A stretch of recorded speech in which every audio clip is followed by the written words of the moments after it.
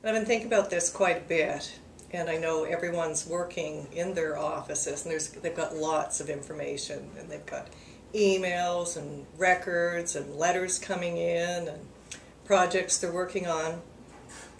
So I think to really understand what life cycle, records life cycle management is, you have to know how to manage everything in your office. And I did this little chart here, and it's in 3 sections. In this first one, these are all the documents or all the content you deal with all the time.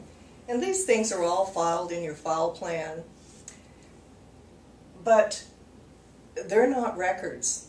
You have to make a decision that the file you're working on or the letter you received is actually a record. And how do you make that decision?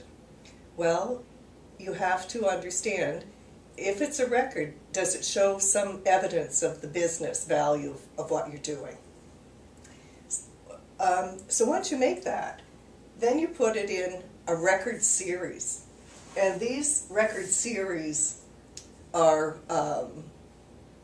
different from the file plan, because the file plan could be anything, records, non-records. These are the records series that you've established through your inventory project, and they're the ones that are managed throughout the life cycle.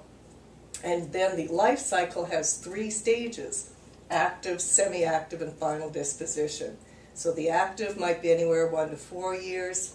Semi-active might be, usually in financial, it takes you up to 7 years before it's disposed of. And it's either disposed of by destruction, and maybe secure destruction, or it's saved and sent to an archive. So that's, I think, the main thing about records life cycle management, is to know it just applies to records, not everything that you would have going on in your organization.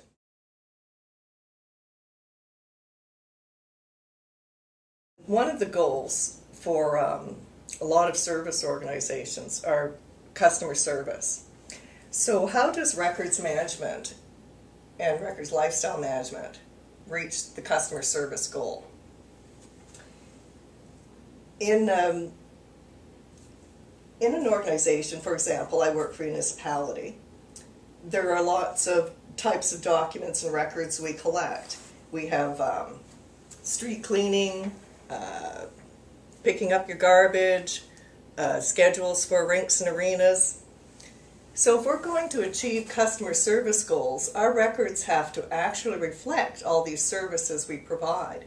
If someone's calling up for information about when the rink's open, and we refer to last year's schedule and the dates are wrong, we're not giving very good customer service.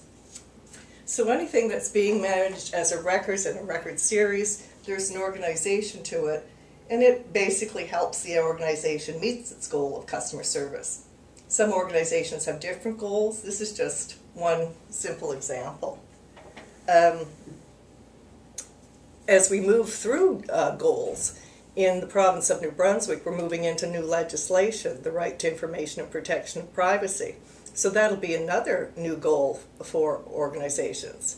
When you're protecting people's privacy, it's important to know where all their records are throughout the organization. Usually you would think they would just be in the HR office, but often you find maybe some offices keep their own little records going there in under the desk or something, and they might relate to performance evaluations or something.